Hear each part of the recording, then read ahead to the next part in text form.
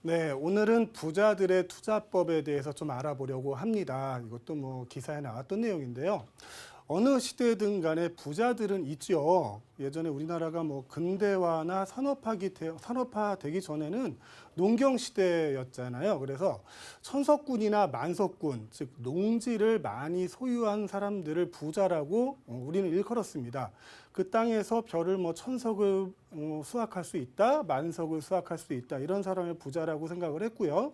그래서 뭐 귀족들이 토지 겸병도 하고 이렇게 일반 서민들을 못 살게 굴었던 그런 역사들도 있는데, 우리나라가 이제 산업화되고 근대화되면서 기존에 부동산을 많이 소유하고 있던 부자들 말고 다른 부동산 부자들이 생겨납니다.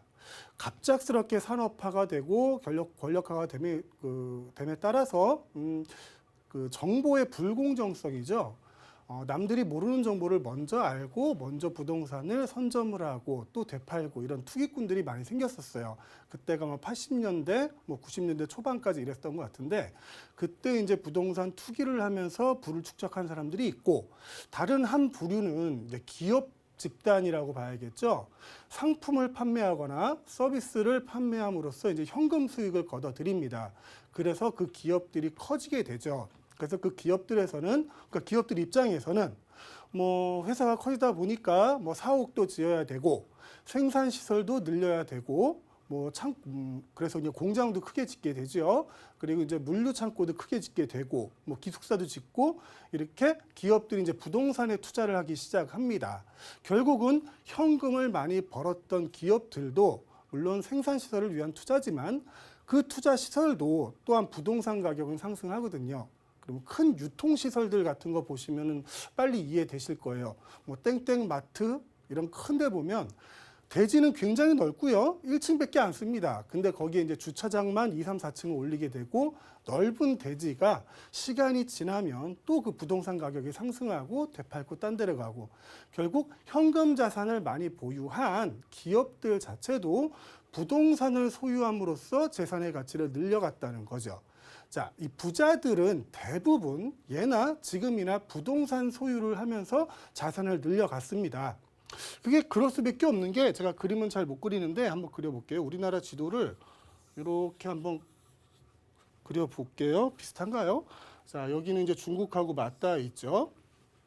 그리고 우리나라는 삼면이 바다입니다. 기본적으로 삼면이 바다고요. 전 국토의 70%는 임야입니다. 자, 임야, 산속에서 이제 집을 짓고 살기는 힘들잖아요.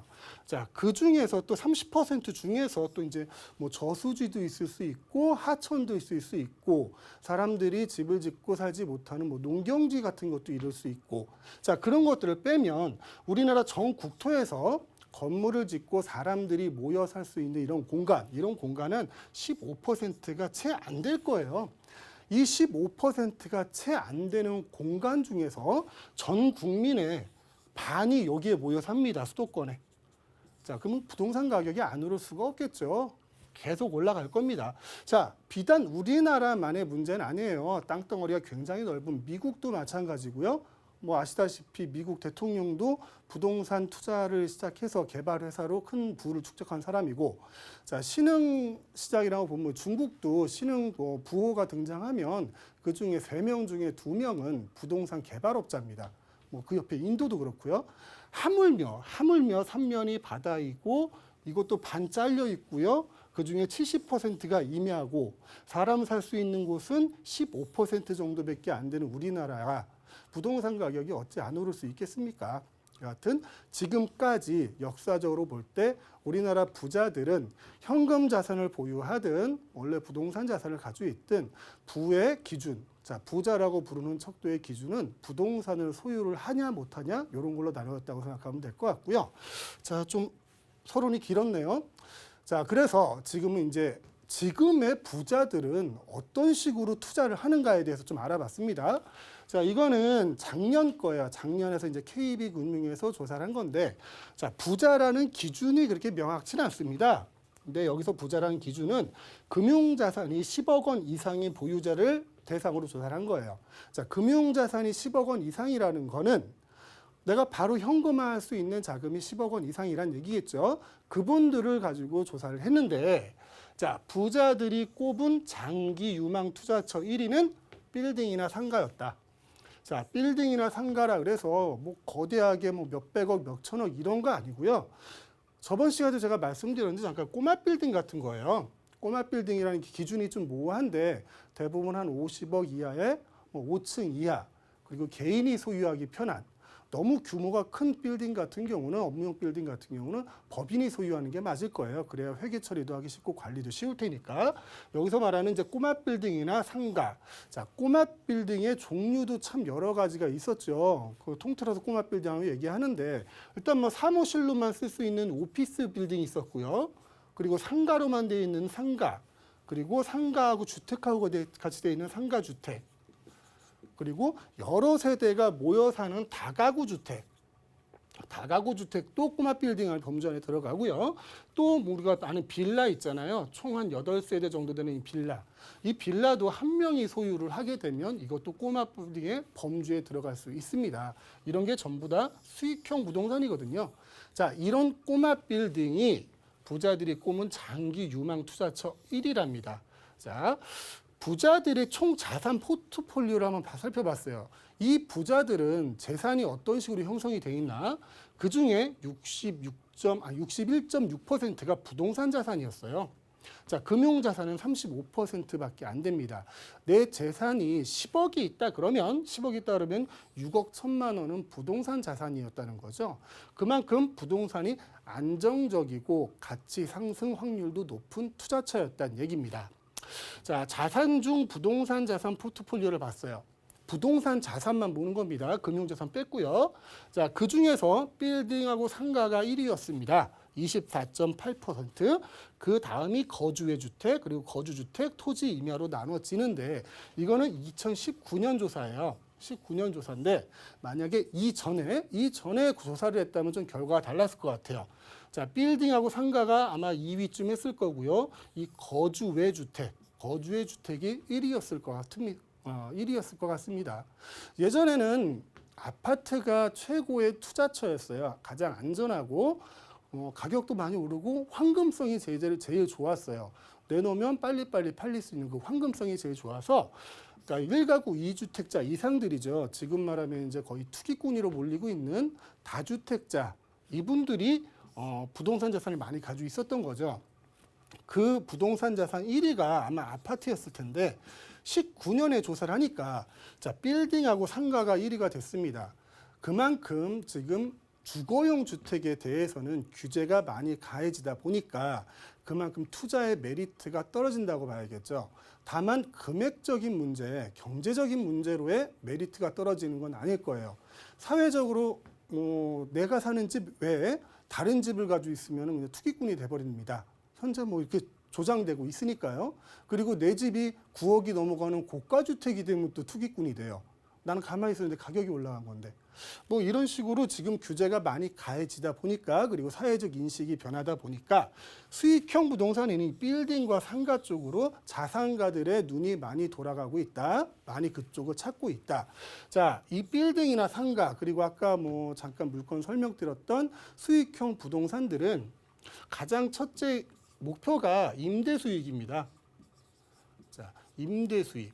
제가 그 부동산 투자를 하시는 분들한테 항상 물어봐요. 이 투자를 왜 하시려 합니까? 목적이 뭡니까? 그러면 10분 중에 9분은 이렇게 얘기를 합니다. 나중에 제가 은퇴하면 월급처럼 임대 따박따박 나오는 건물 하나 갖고 싶습니다.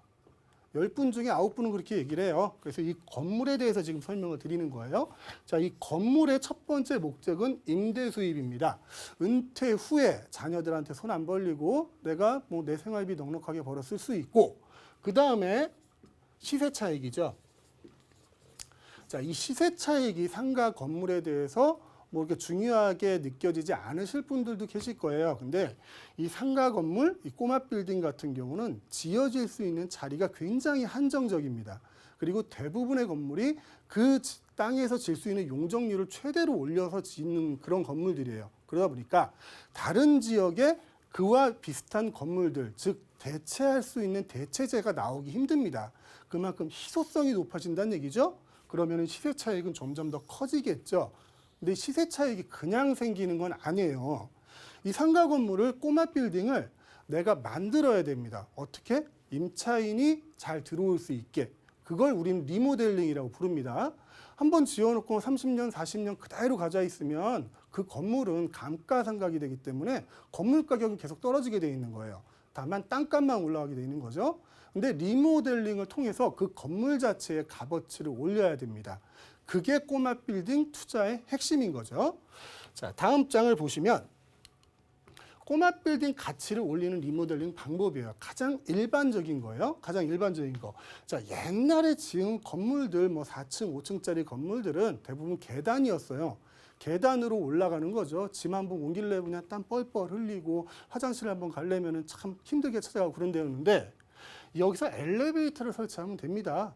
엘리베이터가 뭐 규모에 따라 좀 다르겠지만 일반적으로 한 5층짜리 올라가는 한 8명 정도 탈 수 있는 엘리베이터다 그러면 한 3천에서 4천만 원 정도면 설치가 가능합니다. 자, 이 엘리베이터를 설치하냐 아냐는 어떤 차이를 가져올 수 있냐면 임차인을 어떻게 맞을 수 있냐가 바뀌는 거예요.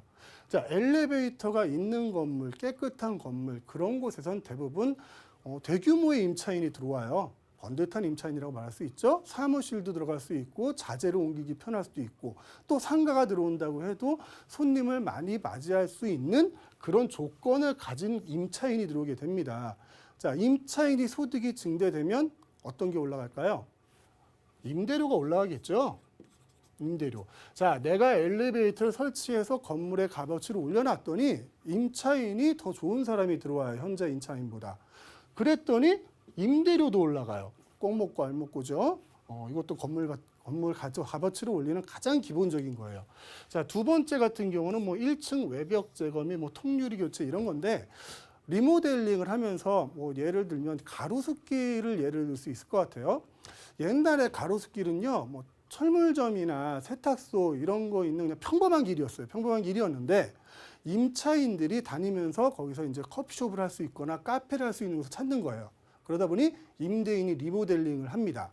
리모델링이 이렇게 외벽을 제거하는 거예요. 주택으로 돼 있던 외벽이 있을 거 아니에요. 그걸 제거하고 통유리 이런 식으로 교체를 했더니 거기에 임차인이 뭐 커피숍이라든가 카페라든가 젊은이들이 많이 올 수 있는, 즉 수익을 많이 내고 깨끗한 거리를 만들 수 있는 임차인이 들어오더란 얘기입니다. 물론 안전진단 및 뭐 그런 구조 보강은 필요하겠죠. 이런 거는 기본으로 한다 치고 이러다 보니 또 임대료는 올라가겠죠. 임대료 올라가고요. 임대료가 올라간다는 건물 값어치도 상승한다는 얘기입니다. 자, 사선형 건물 위층부 면적 확대. 옛날 건물도 보면 이제 삐딱한 건물 있잖아요. 지붕이 삐딱하게 내려온 것들. 그런 거를 뭐 1층으로 평평하게 확대를 하면은 그만큼 사용 면적이 늘어날 수 있을 거고요. 이게 좀 중요한데 화장실 개보수. 이건 꼭 필요한 거거든요. 대부분 한 30년, 한 20년만 넘어가도 화장실이 되게 지저분합니다. 근데 손님들이 임차인을 두고 임차인은 거기서 영업을 할 것이고요. 그 영업을 하는 손님들이 화장실이 지저분하면 잘 안 오겠죠. 물론 독립된 공간으로 사용하는 임차인은 자신들이 인테리어를 하겠지만 공용으로 사용하는 곳은 꼭 화장실 개보수를 하셔야 된다는 거. 그리고 이게 가장 좀 중요한데요. 그 건물이 관리가 잘 돼 있는 건물인가 아닌가는 옥상 올라가 보시면 알아요. 대부분. 자, 옥상의 방수 처리가 어떻게 되어 있는지를 보시면 그 건물의 관리 상태를 대부분 볼 수 있습니다. 그래서 건물을 매입을 하시더라도 나중에 꼭 리모델링 할 때 옥상의 방수 공사 꼭 하셔야 된다는 거. 자, 이거는 전부 다 임차인에게 좋은 얘기죠. 임차인한테 좋은 얘기입니다. 임대인이 돈을 들여서 임차인한테 좋은 얘기인데 임차인한테 좋으면 당연히 임대료가 올라갈 것이고요. 임대료가 올라간다는 거는 수익형 건물의 값어치가 올라간다는 얘기입니다. 자, 꼬마 빌딩에 투자하는 거 지금 현 상태로 이 상태로 내가 사두면 돈이 되겠지. 이거 아니에요. 사서 이런 노력들이 필요한 겁니다. 그리고 그 주변의 임차인들 상황을 보시고 그 상권에 맞게 리모델링을 하셔야 돼요. 그런 상권들도 분석하는 게 꼭 필요합니다. 자, 지금까지 이제 부자들의 투자법에 대해서 한번 알아봤어요. 그 중에 대표적인 물건이 꼬마 빌딩에 대한 얘기고요. 이 꼬마 빌딩을 구입하고 싶어서 구입하고 싶다 그래서 뭐 다 구입할 수 있는 건 아니잖아요. 자금력도 필요할 것이고 또 그 주변의 상권 분석도 필요할 것이고 또 리모델링을 해야 되는데 어떻게 어떤 업체에 맡겨야 금액이 어느 정도 산정되는구나 이런 것도 필요할 것이고요. 자, 그 얘기는 방송에선 다 못 드립니다. 굉장히 긴 얘기거든요. 자, 이 꼬마 빌딩에 관한 얘기, 또 수익형 부동산에 관한 얘기, 또 그 종잣돈을 만들어가는 얘기 전부 다 세미나에서 진행하니까 세미나 신청하시고 꼭 한번 와보세요. 근데 예약은 꼭 필수입니다. 자, 첫 번째는 부동산 부자들의 투자법에 대해서 알아봤고요. 두 번째는 이제 제목만 들어도 이제 지겨우려고 그래요. 앞으로의 부동산 대책 또 나온답니다. 지금까지 22번이 나왔는데 23번째가 나올 것 같아요. 이번에 이제 대통령께서 직접 나서서 말씀을 하셨고요. 얼마 전에 방송을 보니까 건교부 장관이 나와서 부동산 대책은 4번 나왔다. 그게 뭐 82, 913, 12, 16, 뭐 617이다.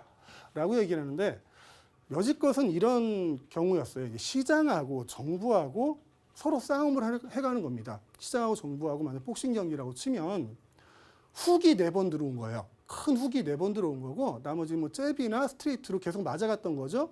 근데 그것도 점수에 포함되거든요. 그것도 부동산 대책이고요. 근데 여기서 이제 한 번 더 나올 것 같습니다. 저번에 6.17 대책 때도 어떻게 바뀔 것 같다. 앞으로는 상황이 이렇게 진행될 것 같다. 뭐 부동산 투자의 트렌드가 바뀌어 간다. 라는 걸 여러 번 말씀드렸는데 앞으로는 또 이렇게 바뀔 것 같습니다. 큰 제목만 한번 살펴볼게요.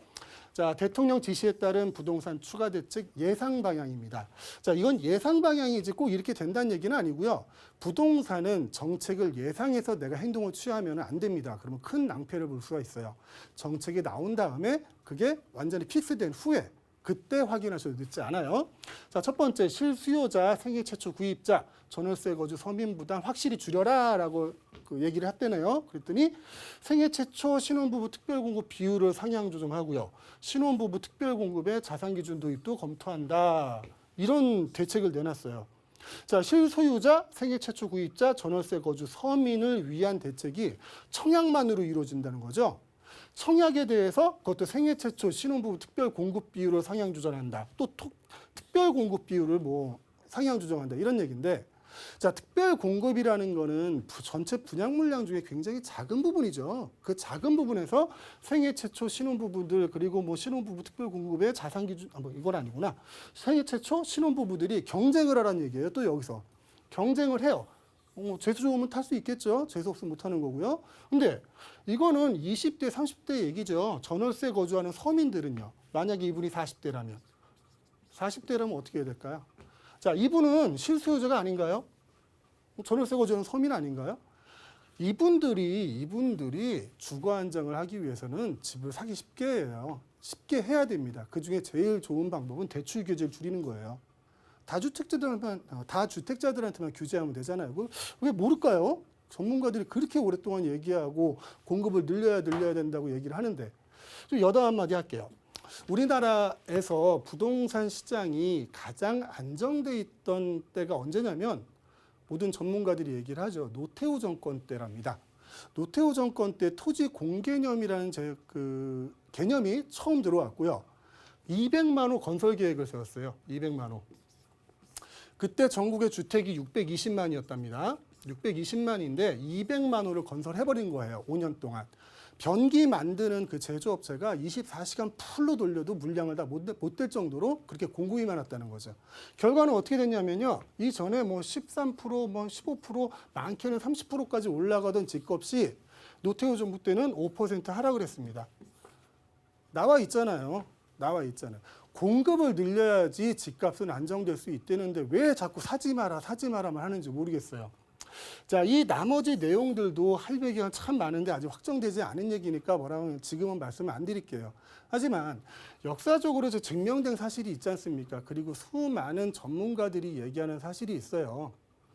주택 가격을 잡으려면요. 주택 공급을 늘려야 된다. 주택 공급이 내가 살고 싶은데 늘려줘야 돼요. 제일 좋은 방법이 재건축, 재개발을 활성화시키는 겁니다. 괜히 난 여기서 살고 싶은데 저기 남양주 왕숙 가서 살아. 여기다 전철 놔줄게. 이러지 말고 내가 살고 싶은데 거기다가 집을 지어주면 주택 가격 안정되는데 제일 좋은 방법일 것 같습니다. 자, 오늘은 여기까지입니다.